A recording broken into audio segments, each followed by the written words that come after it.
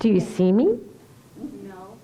You don't see me? We have lost our, Internet? I would say yes, we've lost the live stream. We've lost the live stream. Oh, it's good that everybody's here. Yes, and live. Yes, and you're recording, right, Jim? So we've got a recording. All right. I'm awfully loud. You like that? Yeah. You like that? Oh, okay. All right. Well, we have snowed and blowed and flowed from the Thanksgiving season right into the season of Joy to the World. Isn't that a beautiful thing? And here we are. Here we are in December, and it seems like, whew, it took a long time to get here, like we haven't seen each other in a while. So it feels good to have a brand new month. And if you recall, we decided way back last month in November that we were going to extend our intentional appreciation of our self and our life into this month. So I hope you brought it with you. And since appreciation is the key to joy, and joy is the key to everything good, then we're more than ready for a season of joy to the world. I believe we're all more aware than ever before that every moment of our life is precious, and that every moment has the potential to create more and more experiences of joy in our life as we go along. There's no limitation at all, just like the weather. There's no limitation placed on us to experience a life that we fully enjoy living, except the limitations that we place on ourselves. In the book of Malachi, we read, "Prove me now in this, says the Lord of hosts, and I will open the windows of heaven for you and pour out blessings for you until you say, it is enough." The only interruption to the flow of our good can only and ever come from us. We are the only one that has the power. We're the only one that can say enough to the good in our life. And we say enough when we forget who we are and why we came, and we settle for less when it comes to our health or having harmonious relationships or experiencing financial freedom or feeling our worthiness or experiencing more creativity. We say enough to our good when we focus on this world and conditions and situations and events in this world as if there's nothing else for us to focus on. And we say enough to our good when we have a battle going on in our mind about what's right and what's wrong with our life and with the world around us, as if there's not another voice within us calling to us to bring joy to the world and be love in the world. That's why Jesus said so long ago, for us to be in the world. We're already doing that, but not of the world. When we say enough to who we truly are, when we believe that who we are is of the world. We're here on earth. We all came here to prove that there is no limit to the givingness of the pure, positive energy of love that created us. Just as Jesus came into the world to bear witness to that truth and to the glory of creation, we were born to bear witness to that same truth. That we are a spiritual being living as miracles of creation on earth. No matter what we achieve in this world, human manifestation without spiritual celebration is empty and meaningless. But when we know that there's a joyous flow from our spiritual nature to our human nature, when we're aware of that inner to outer flow as we go through our everyday life, our life looks and feels like the miracle it is. We see every good thing that happens in our life. We see any challenge that we overcome as proof to us that we are open to all the good that is pouring from the windows of heaven into this life. Now, we all know that if we want to breathe, that we need to have our nostrils open, right? Can't breathe without it. And we all know that if we want to hear, we need to have our ears open.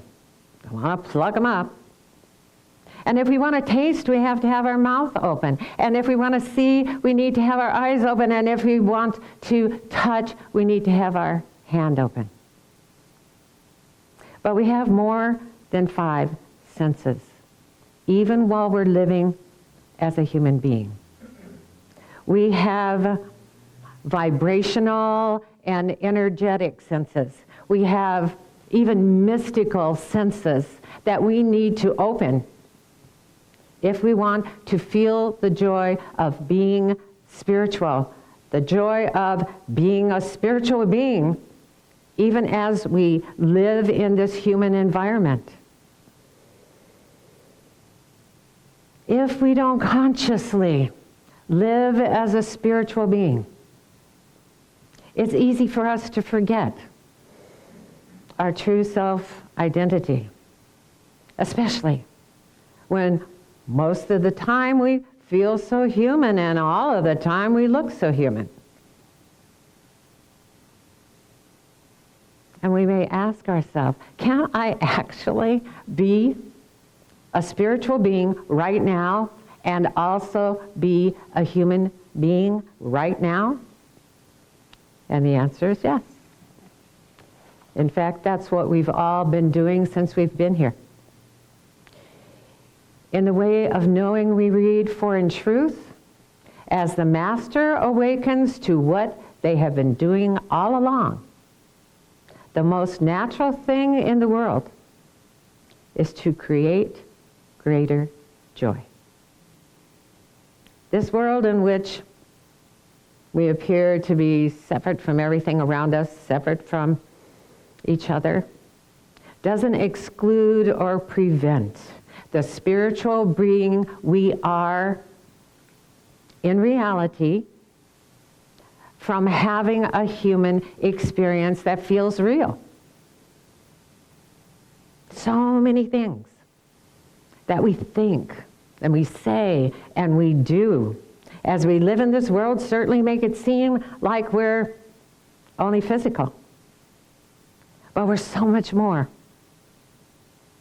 than what we see of ourselves physically. And the world is so much more than it appears to be physically. And we can prove it because the so much more that life is continues to call to us from within us to experience more of the miracle of creation that we were born to experience, that we were born to participate in. Which brings us to the title of today's talk, The Calling Keeps Calling.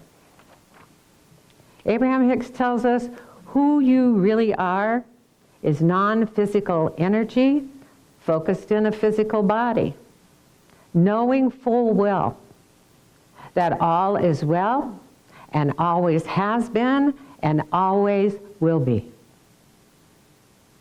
That knowing that all is well and always has been and always will be is continuously pulsating within us. No matter what appears to be pure positive energy is there, right there, calling to us to remember that we are always and forever one with our source. The non-physical energy of love. But unless we're open to the higher vibrations of who we are, unless we're open to that non-physical part of us that knows that knows full well all of that, and unless we live with the intention to prove that we are far more than what we and this world appear to be, we'll say enough to our experience of the flow of good in our life. Now, when we first came into this world, we were fully aware that we were here to experience the joy of being human, to play, to create. This was our playground. Just as Jesus was when he was born into this world as babies, we were totally aligned with our spiritual nature. We knew that life was good. That's why almost everything short of a wet diaper made us laugh.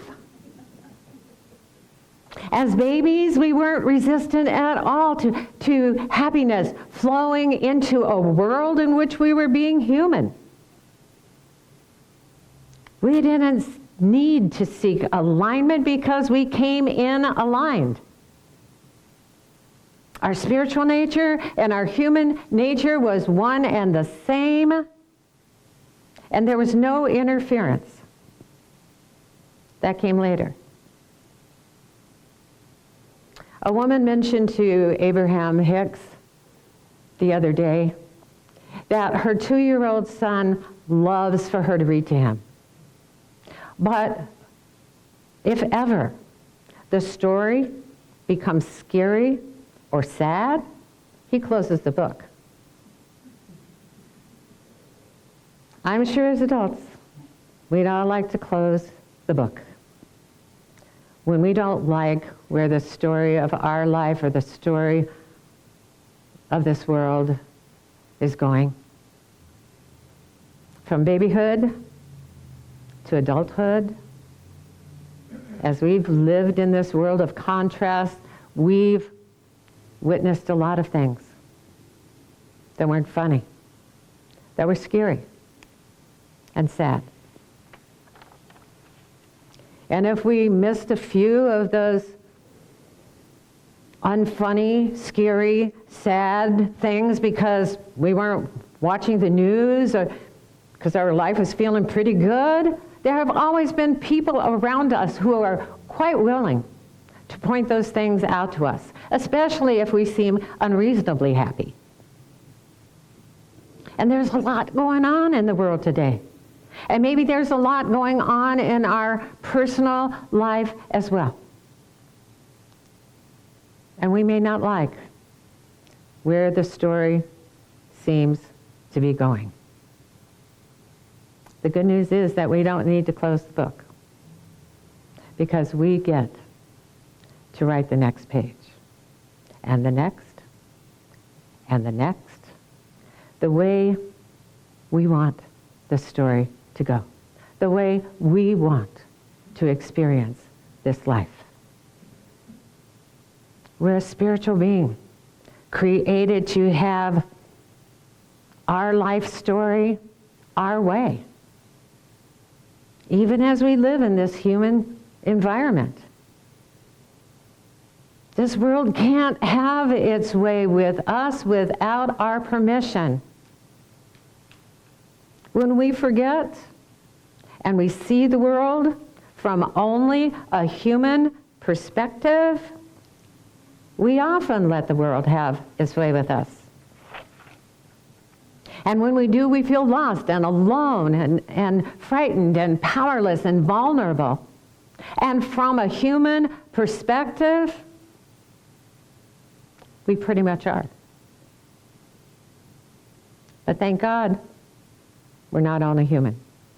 That our spiritual perspective is alive within us as who we are still. When we think of something, or we experience something, and it feels good, and we feel good, the good we're feeling is our natural alignment with our true nature. That is always feeling good. It's the spiritual being we are having those feelings.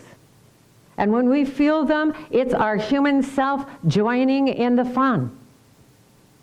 We're having a rendezvous with who we truly are. When we know that we're here for the joy of it, we're blended from the inside out. A spiritual being in a human form. Within us is a tuning point or a vibrational intention that is pulsing a frequency that is a guiding light or a calling light. It never goes off. It never ceases to exist. And we've got some relationship with it at all times, no matter what may be going on in our life. We can't be alive, even on a bad day, without that relationship. Even when we ignore it, it keeps calling. Even when we're in a negative mood, it keeps calling. It calls us to join in the joyous proof of spiritual truth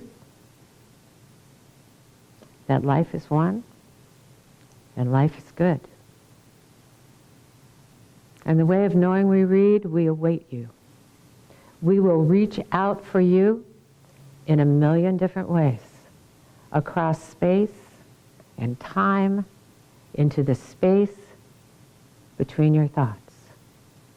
Every time there is a little space open in your consciousness, we will indeed come and whisper, beloved friend, come and play at a vaster level.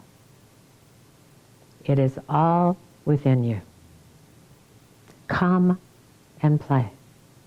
Come and play with God's children. We were a spiritual being before we were a human being. And that memory hasn't gone anywhere. It's still right here, calling to us. And every time there's a little space, a little quietness in our mind, we can hear it, we can feel it, and we can be it. We're here to play and to have fun, knowing full well that all is well and always has been and always will be. Namaste.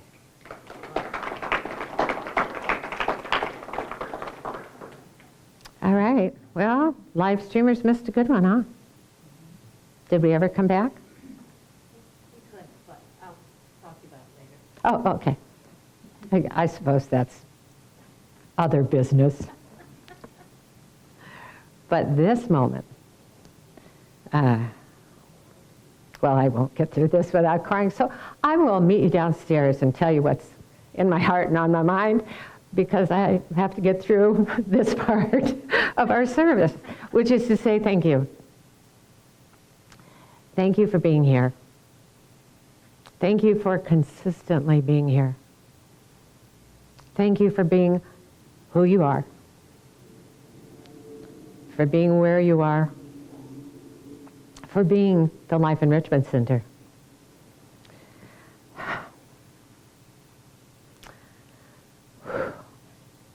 I am blessed. Abraham Hicks said that the measure of success isn't in the stuff, it isn't in the things, it's in the amount of joy that you experience.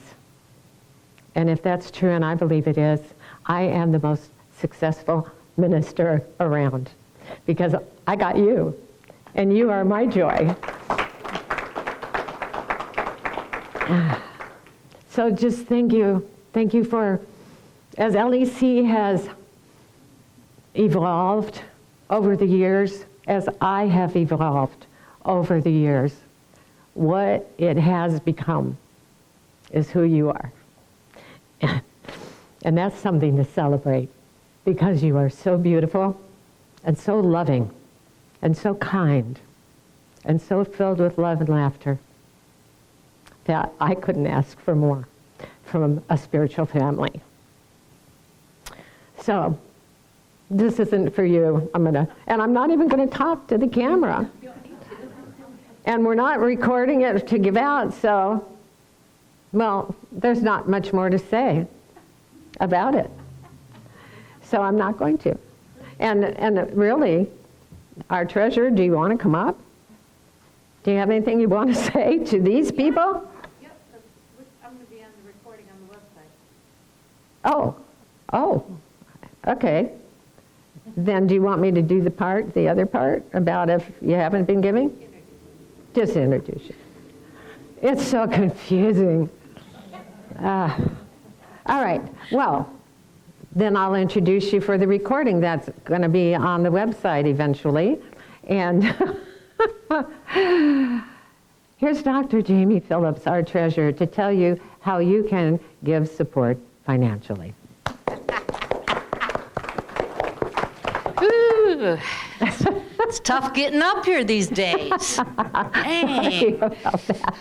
Okay, well, I won't look at the camera either. I'm so used to just looking at the camera. I know. Great talk, by the way. Thank you. Thank you. And thank you for 15 years. Woo! Ooh, Man, I've never done anything for 15 years. I'm not even going to touch that. Okay. Okay, if you would like to give to the Life Enrichment Center and you're watching this video on our website or on YouTube, you can donate to facebook.com/Life Enrichment Center. There's a donate button on that page. You can go to our website, which is lecflint.com. There is a donate button on that site. You can go to PayPal. Our email address for PayPal is lec2512@gmail.com, or you can send a check to our P.O. Box, Life Enrichment Center, P.O. Box 321294, Flint, Michigan 48532. And here in the sanctuary, we're going to be doing an offertory while we listen to Marcia Allen singing In This Very Room, and then Reverend Stephanie will be back for a gratitude prayer. Thank you.